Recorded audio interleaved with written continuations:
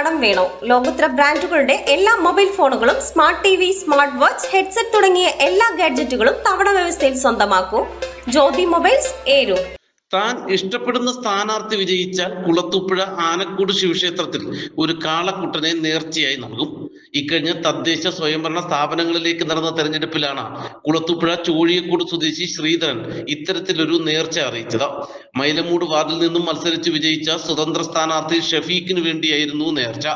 തെരഞ്ഞെടുപ്പ് ഫലം വന്നു. ഷഫീഖ് വിജയിച്ചു എന്ന് മാത്രമല്ല, ഏറ്റവും മികച്ച ഭൂരിപക്ഷവും ലഭിച്ചു.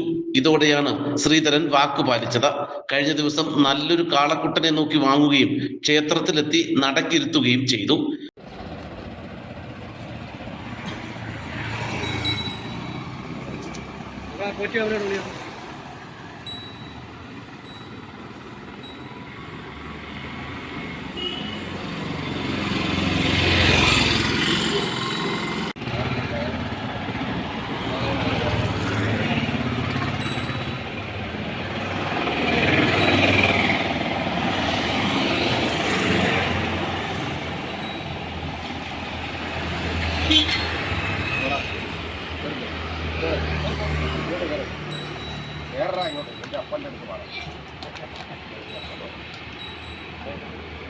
തെരഞ്ഞെടുപ്പ് വേളയിൽ ഷഫീഖിനെ പരാജയപ്പെടുത്താൻ രാഷ്ട്രീയ തലത്തിൽ വലിയ നീക്കങ്ങൾ നടന്നതായും ആ പ്രതിസന്ധി ഘട്ടത്തിലാണ് ഷഫീഖ് വിജയിച്ചാൽ ക്ഷേത്രത്തിൽ നേർച്ച സമർപ്പിക്കാമെന്ന് താൻ തീരുമാനിച്ചതെന്നും ശ്രീധരൻ പറയുന്നു.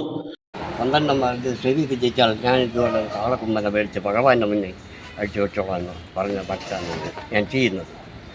ഷഫീഖ് ജയിച്ചാൽ ഞങ്ങൾ രണ്ടുപേരെയും പേരിലാണ് ആളെ ഇവിടെ അമ്പലത്തിൽ കൊടുക്കുന്നത്. ഭരണ പ്രതിപക്ഷ പാർട്ടികൾക്ക് ഒന്നുപോലെ സ്വാധീനമുള്ള മൈലമൂട് പോലെ ഒരു വാർഡിൽ ഒരു സ്വതന്ത്ര സ്ഥാനാർത്ഥി തിളക്കമാർന്ന വിജയം നേടുകയും ചെയ്തതിന് പിന്നാലെ കാളക്കുട്ടനെ നടക്കിയിരുത്തുമെന്ന് വാക്കുപാലിച്ച ശ്രീധരന്റെ നടപടിയും നാട്ടിൽ വലിയ ചർച്ചയായിരിക്കുകയാണ് ഇപ്പോൾ. നാട്ടുവാർത്ത, കുളത്തൂപ്പുഴ.